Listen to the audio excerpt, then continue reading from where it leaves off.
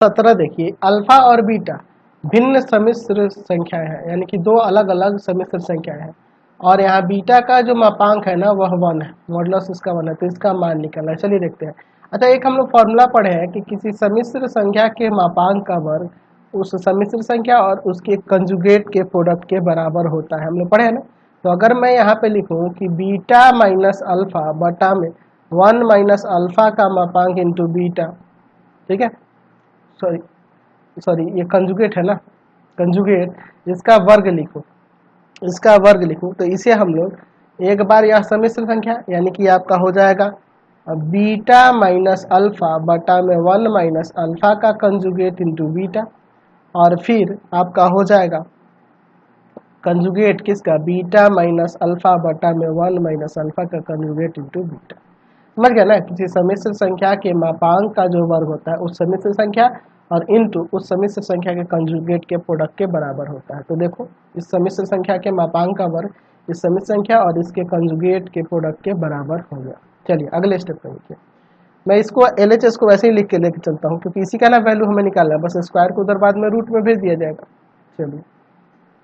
यहाँ देखो, एक काम करते हैं, हम इसको सॉल्व करते हैं। तो यहाँ बीटा माइनस अल्फा बटा में 1 माइनस अल्फा का कंजुगेट इंटू बीटा, यहाँ पे देखो क्या होगा, सबका अलग अलग कंजुगेट लगा सकते हो। तो बीटा का कंजुगेट बीटा, अल्फा का कंजुगेट अल्फा का कंजुगेट, और यहाँ देखो इसका देखो 1 माइनस अल्फा के कंजुगेट का कंजुगेट अल्फा आ जाएगा और बीटा का कंजुगेट यहाँ पे बीटा हो जाएगा। ठीक है, चलो बीटा का कंजुगेट है ना, यहाँ पे बीटा का कंजुगेट आ गया। अब ऊपर ऊपर मल्टीप्लाई करते हैं और नीचे नीचे मल्टीप्लाई करते हैं, तो ऊपर हो जाएगा बीटा इंटू बीटा का कंजुगेट माइनस यहाँ पे इसमें करेंगे तो अल्फा का कंजुगेट इंटू बीटा, इसमें से करते हैं तो माइनस अल्फा इंटू बीटा का कंजुगेट, और यहाँ देखो minus minus plus alpha into alpha का कंजुगेट, और नीचे देखो यहाँ भी इंटू करो, 1 में 1 से 1 माइनस फिर आपका अल्फा इंटू बीटा का कंजुगेट, देख रहे ना, इसमें इससे गुना होगा, और फिर यहाँ पर आ जाएगा minus alpha into beta, alpha का कंजुगेट इंटू बीटा, और प्लस यहाँ पे हो जाएगा अल्फा इंटू अल्फा का कंजुगेट और इंटू बीटा का कंजुगेट। ठीक है, चलिए अब आप जानते हैं फॉर्मूला, किसी समिश्र संख्या और उसके कंजुगेट का जो प्रोडक्ट होगा वह उस समिश्र संख्या के मापांक के वर्ग के बराबर होगा। और यहाँ पे माइनस का अल्फा का conjugate into beta minus alpha into beta का कंजुगेट, यहाँ पे हो जाएगा बीटा का मापांक का वर्ग, सॉरी अल्फा के मापांक का वर्ग, 1 माइनस अल्फा इंटू बीटा का कंजुगेट माइनस अल्फा का कंजुगेट इंटू बीटा, और यहाँ देखो इसका हो जाएगा यहाँ पे अल्फा के कंजुगेट अल्फा के मापांक का वर्ग, और यहाँ पे हो जाएगा बीटा के मापांक का वर्ग फॉर्मूला के अकॉर्डिंग। चलिए इसका वैल्यू 1 दिया है ना, आपके क्वेश्चन में कह रहा है कि बीटा का जो मापांक है वह 1 है, तो उसका स्क्वायर माइनस अल्फा का conjugate into beta minus alpha into beta का कंजुगेट और प्लस अल्फा के मापांक का स्क्वायर। नीचे देखो यहाँ इसे मैं अगर बात करूँ तो ये 1 ही रहने देता हूँ, इसको मैं इसको पहले और इसको बाद में लिखूंगा तो कोई फर्क नहीं पड़ेगा,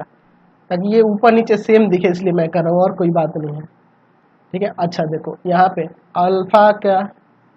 मापांक का स्क्वायर और यहाँ बीटा का मापांक 1 दिया है, तो यहाँ 1 का स्क्वायर कर सकते हैं। चलिए अब देखो ऊपर और नीचे, यहाँ 1 का स्क्वायर 1 ही हो जाएगा, तो मैं सीधे 1 लिख दूँ ना।